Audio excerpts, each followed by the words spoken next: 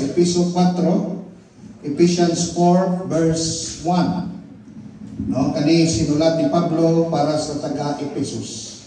Nagingon sa verse 1, I therefore, the prisoner of the Lord. No? Si Pablo maingon, ako busa nga piniriso diha kang Kristo. Kung sa literal pa nga pagbinisaya, piniriso diha kang Kristo.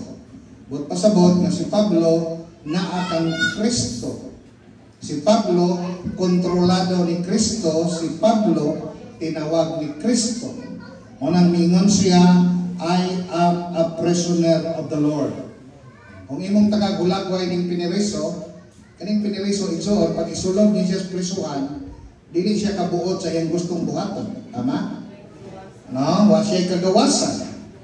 Kung moingon tong warden nga kuning orasa maligo ka, mo kinang orasa maligo ka, anang orasa mo kaon ka, unya isuroy ka, mo exercise ka, kontrolado siya. So, mo nang ingon po si Paul, sa dihang nakailas siya ni Kristo Jesus, gitawag na niya iyang kagalingon, that I am a prisoner of the Lord.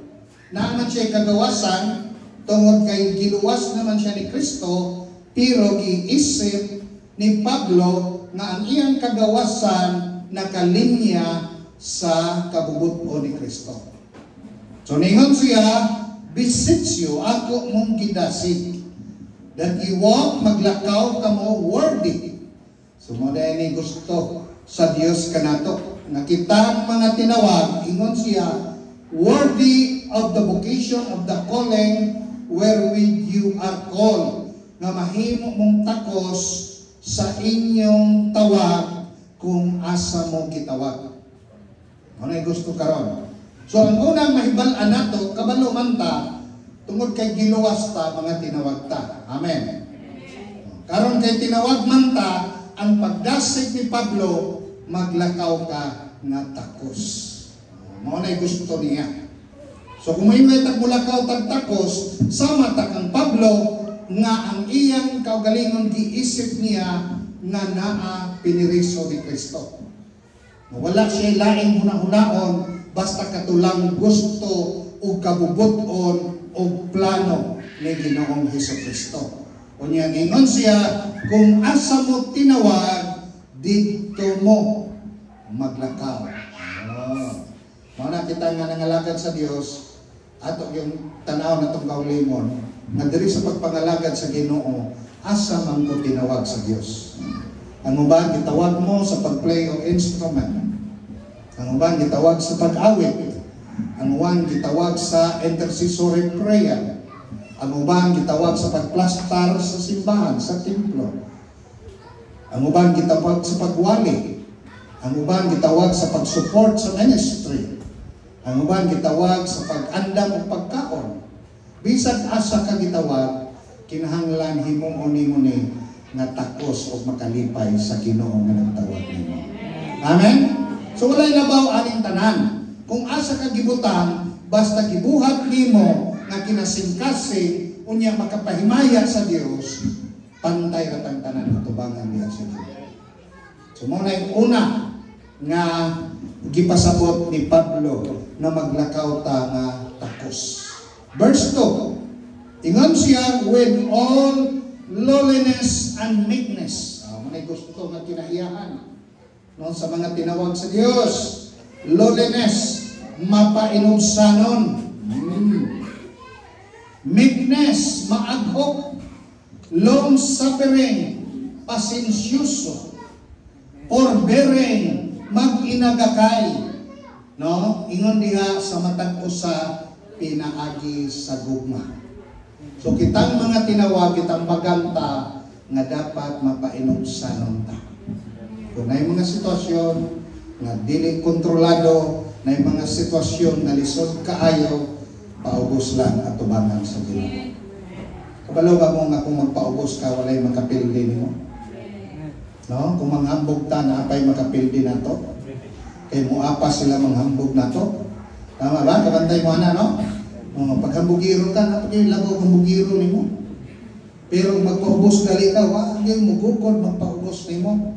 Mahuna nga itang baganta mapainudsanon. Nya dapat maagho, pasensyoso.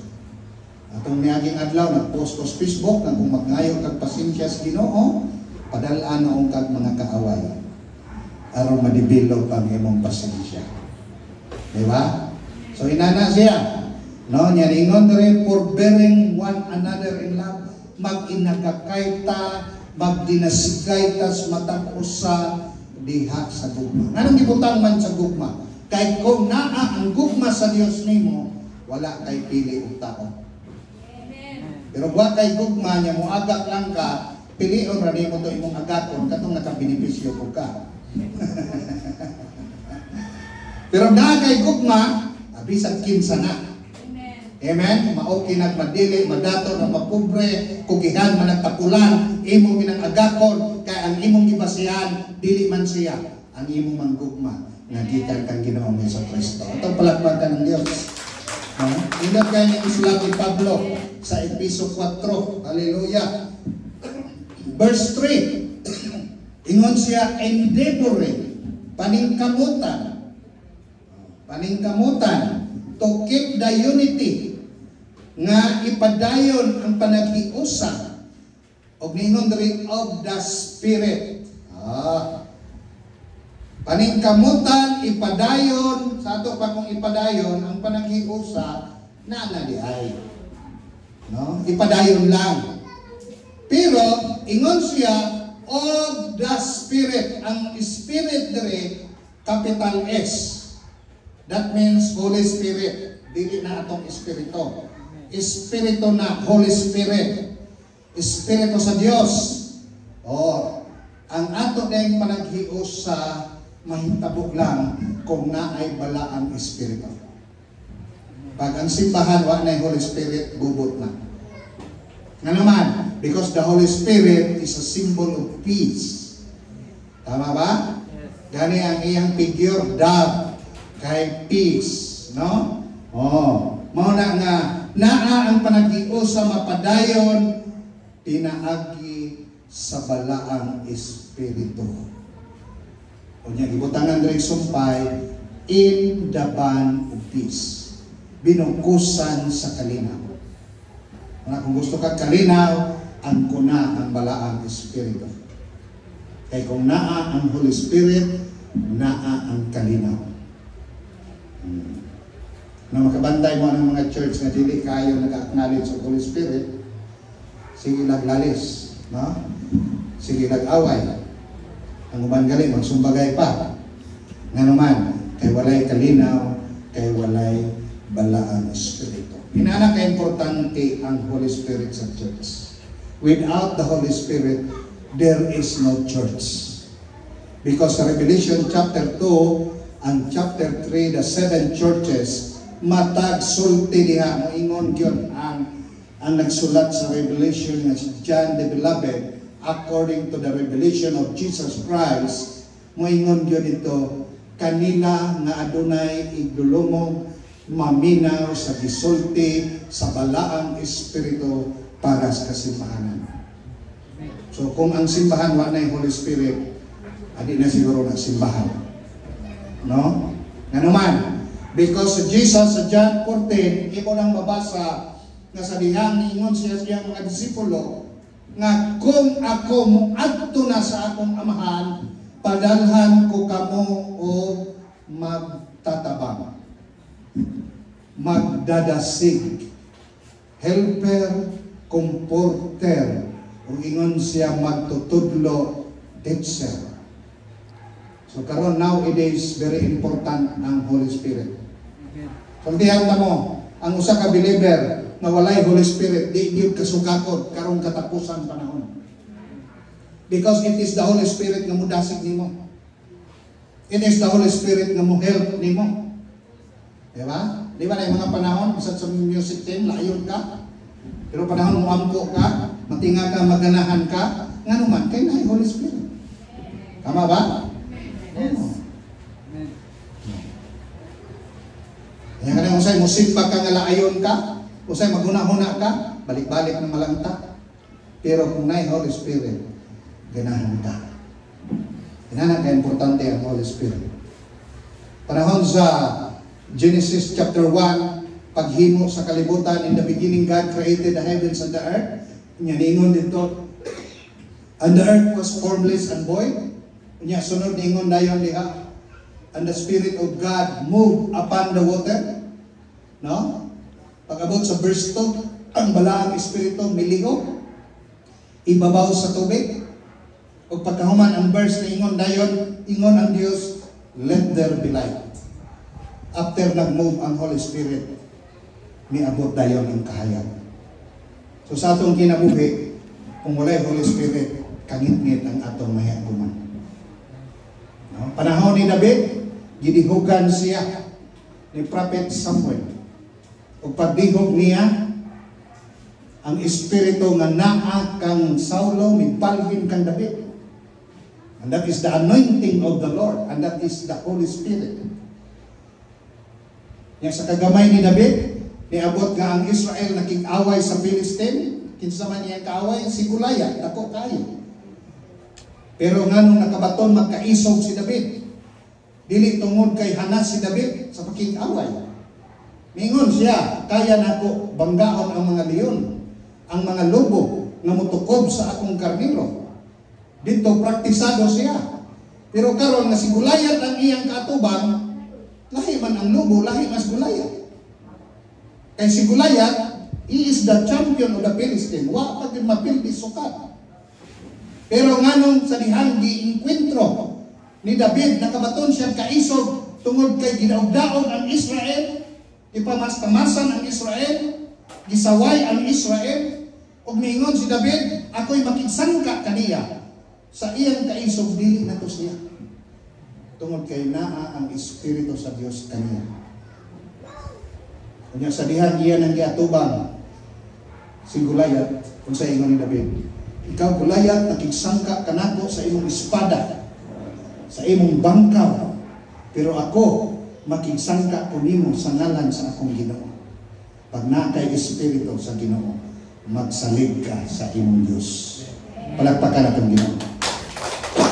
Kumana ka-importante ang Holy Spirit. Unya, sa dihang nag-enkwentro na sila. Di ba naingon ang Biblia na si David ni punit og 5 ka bato? Di ba? Kung ako'y pa-analyson, dili sigurado si David na permirong labay maigo. Kaya nga nung 5 man kabog ang iyang kipunit. Nag-i-reserve na. Tama ba? Bisag kung sa kahawd ni David mulang buyog sa mga leon, mga lobo, pero tungod kay si Goliath ang iyang kalaban, 5 ka bato iyang gikuha, kay ikasog mo sigla sa usa. Pero anong na-bullseye man, kay miingon si David, makigsangka ko nimo sa ngalan sa akong Ginoo. Ang gatong lambuyog ni David, tungod kay gidihugan na siyang daan, una nahitabo ang pakigsangka, giubanan sa Dios ang iyang pakiglaban. Mga kung may Holy Spirit, gaan ra atong pakiglaban. Palakpakan atong Ginoo. Kinala ka importante ang Espiritu. Bisan kani sa simbahan, maging panahon nga uga kaayo. Naghandag problema, naghandag isa kubang, no? Pero kay sa Domingo mo simba magyud kay anak tas Ginoo. Usay lisod i-take off nimo imong kaugalingon. Nanap ko, may mga panahon. Bisag pastor na ta, orang maglisod tag adtong simbahan. No? Uli pa ta pastor absent. Pastor man. Mo adto kitag simbahan. Kaya to yung dayonon ang serbisyo. Pero kung naa ang balaang Espiritu, ang imong pakiglaban, gaan ra ka. Maripress dayon ka, madasid dayon ka. That is the Old Testament. Pero kung wanita sa New Testament, kinsa maning mga tao nga diin gigamit sa balaang Espiritu. Tanaw na to si Pedro. Si Pedro sa diyang gitawag sa Dios, mitubag siya kang Kristo, miuban siya, isip disipulo. Pero ang kinabuhi ni Pedro, agresibo kaayo, no? Kapila siya mapalpak ni Kristo. Katong dito sa dagat, as Mateo 14, Nga niingon siya, Lord, kung ikaw na nga naglakaw sa dagat, papatunga ko sa tubig. Nagipalakaw siya. Pero pagkahuman nga dagkong unos, giunlod si Pedro. Kaya nakuyawan siya. Diluwas gapon siya ni Kristo. Pero sa dihang dagpunas Jesus, at sa maingon ni Pedro, Lord, over my dead body. Kung dakpon kanila, kung patyon kanila, ang Jesus, Pedro, sa dili pa mo tuktugaaw ang manok, katulo, luiban mo na ako. Diba? So palpag niya po. No? Katong sa garden of Gethsemane. So may naitabo. Sa dihang kigunita na Jesus, tungod kay si Pedro, sige katulog. Gialimpungatan siguro pagmata niya, nga ang ihang Ginoo gigunita na, kay dakpo na, nakahulbot sa espada, o nakatigba sa sundalo, ang dalunggan, kaya nakalikay ka, may dalunggan rin na natanggal. No? Ngayon sa ingon ni Jesus kang Pedro, ang mabuhi sa espada, mamatay sa espada. Gitambala ni Jesus, gimilagruhan ng sundalo. Pero paglingin ni Jesus, wala na si Pedro. Nilayas na. Di ba mo rin inanak punta, no? Say, grabe atong agresibo ba? Pero pag abot na sitwasyon, mga usap na kamay. Di ba?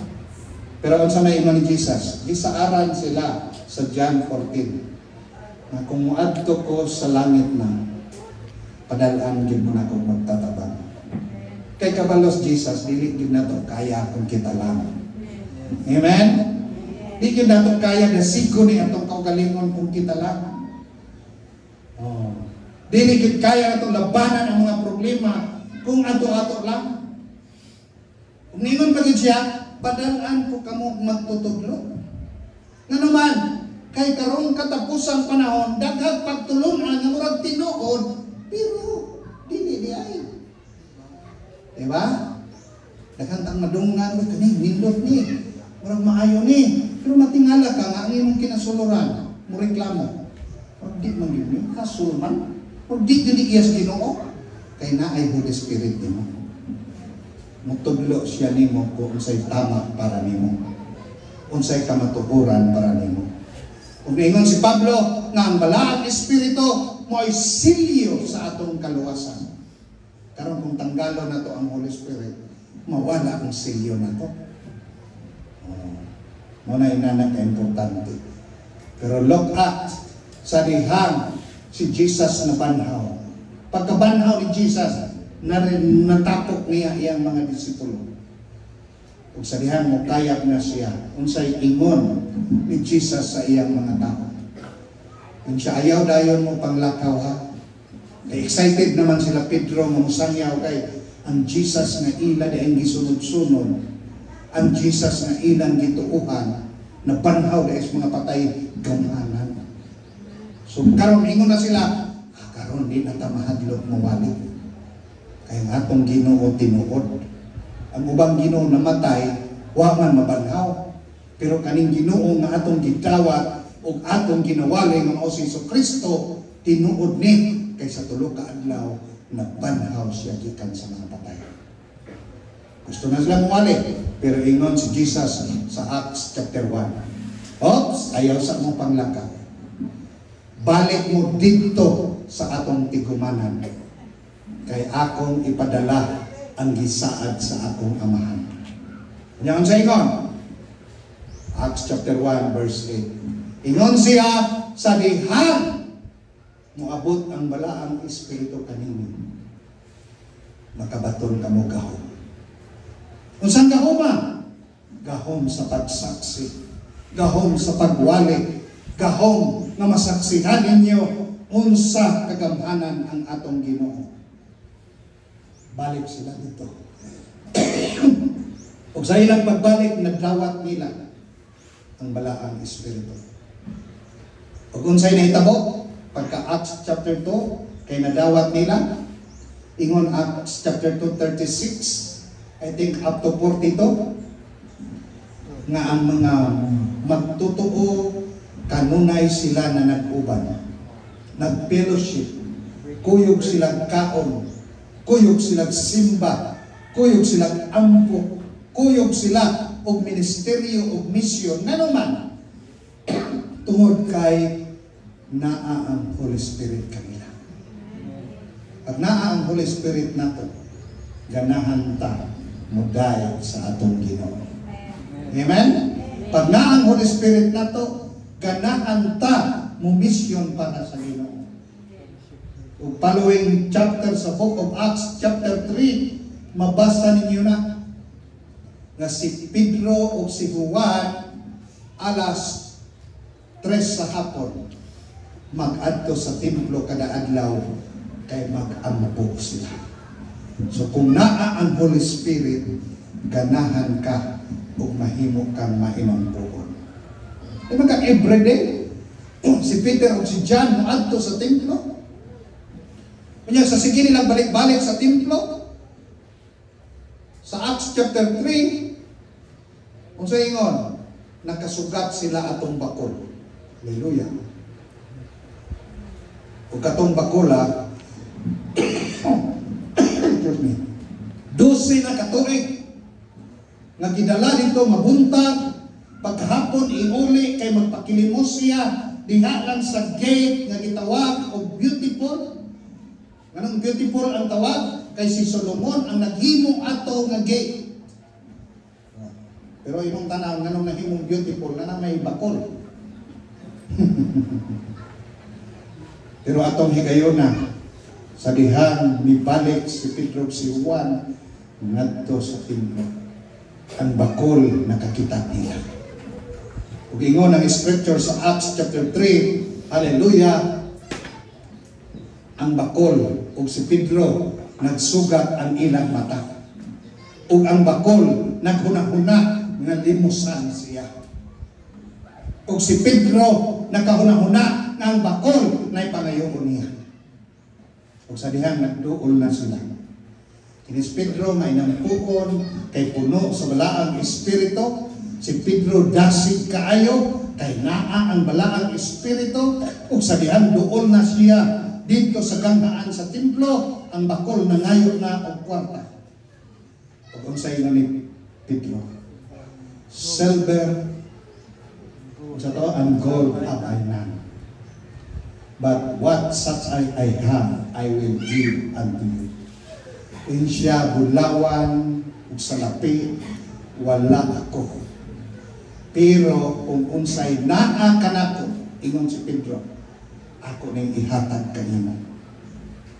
Unsa may naa niya? Si Pedro wa gyud kwarta. Wa po siya salapi, wa siya bulawan. Pero ingon siya na ay naa, nako, akong ihatag kanimo. Unsay naa niya? Si Ginoong Jesucristo. O ingon siya sa ngalan ni Jesucristo nga Nazaretno, mubarok ka. Ikunita niya ang bakol, ug iyang giarsa, first time sa kinabuhi sa bakol, nakatindog siya. Dili pinaagis bulawan o salapi, kung dili pinaagi sa gamhanan ng pangalan Ginoong Jesucristo. Amen? Sa ito pa pwede lang yun mga lagag, way kwarta no? Basta na lang kay ngaan sa Ginoo. No? E si Pedro, ako na siya kwarta. Pero sa ngalan sa Ginoo nakalakaw ang bakol. Ug according to the passage, ang bakol nagsayaw-sayaw, nagdaig sa Ginoo. O gidala nila sulod sa templo. Nga sa tibuok to kinabuhi niya, taman na gid siya portahan, magpakilimos. Pero atong higayuna tungod sa gahom sa balaang espiritu na kang Pedro ug sa ngalan ni Ginoong Jesucristo, ang bakol nakabakod ang bakol, nakatindog siya. Ug first time na ang bakol misulod sa templo ug misimba sa Ginoo. Palakpakan itong Ginoo. So diyan ninyo nakita kung sa ka-importante ang balaang espiritu. Munang ningon si Pablo, quench not the Spirit of God. Grieve not the Holy Spirit. Kung gusto siya mulihot, palihot ka. Kung gusto siya magmilagro, pamilagro ka. Ayaw pugni. Nga naman, kay ang simbahan, iya mani sa atong buhay ng Diyos. siya'y magbuot kung unsay naasunod sa simbahan. Revelation chapter 3 verse 20, familiar ninyo na ang verse. Ingon siya, "Behold, I stand at the door and knock." Ingon siya, "If anyone hear my voice and open the door, I will come in, and I will have sup with him, and he will have sup with me." Or I will have fellowship with him, or he will have fellowship with me. And that is addressed to the Laodicean church. Revelation 3:20. Nganong nabungat na ang versikulo. Tungod kay ang Laodicea, giproject na siya ng worldly church. Kunya kaning worldly church, mao ni simbahan na kontrolado og tao, dili kontrolado og Ginoo. Mao na nga sa atong pagpangalagad sa Ginoo, kay ang simbahan iya man sa Dios, dapat ang simbahan kontrolado sa Ginoo. Amen? Yes. Kung naa may mga pastor, mao na sila'y maminaw, mao na sila'y mag-agad, mao na sila'y magtanaw nga ang pagpamuhat sa Ginoo mahitabo sulod sa simbahan. Mao na ang Revelation 3:20 ni Jesus na anakos gawas. Noktok siya balik sa mga kasimbahanan karon sa kalibutan. Gusto siya manghilabot sa simbahan. Gusto siya mamuhat sulod sa simbahan. Mao nang ingon siya, kung makadungog mo, abrihi ko ninyo. Kay mosulod ko, aron manag-ambit ta, aron mag-fellowship ta. Nga naman, useless ang simbahan kung walay iyang presensya. Amen? Amen ba? Amen. Mao na nga pinaka-core important sa usa ka simbahan, ang presensya sa atong buhi ng Diyos. Kay para nako, a ministry without the presence of God is just only an activity. So kung na ang presensya, simbahan gyud na siya sa Ginoo.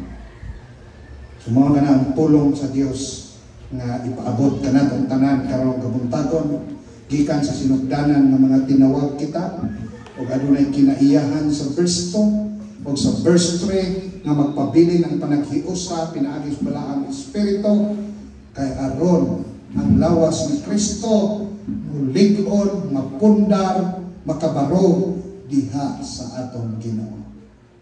Tungod kay karong mga panahon na magtinabangay ta, magdinasigay ta, magligunay ta kay lawas man ta ni Ginoong Jesucristo. Can you say amen? Amen. Amen. So diri lang nako putlon